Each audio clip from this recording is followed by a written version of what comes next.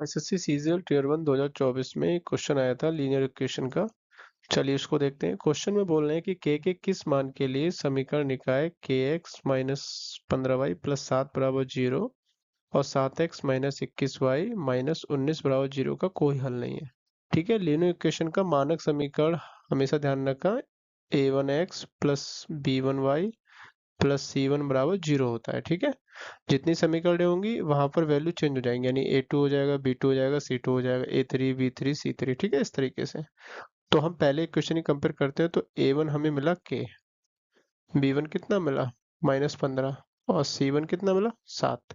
Same दूसरी समीकरण में a2 में कितना मिला 7, b2 हमें माना 21 और c2 हमें कितना मिला -19। ठीक है, अब ध्यान रखिए आपसे कोई हल नहीं का कंडीशन पूछिए, मतलब दे रखी है आपको, तो उस हिसाब से आपको वैल्यू निकालनी है।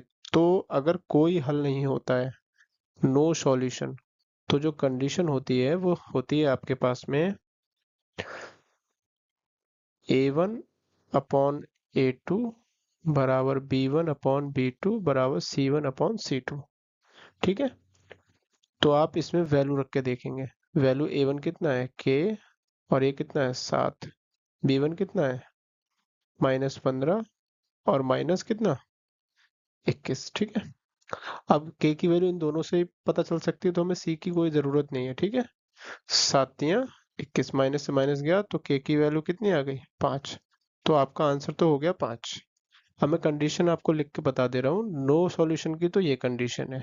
अगर यूनिक सॉल्यूशन है, ठीक है, तो a1 upon a2 is not equal to b1 upon b2।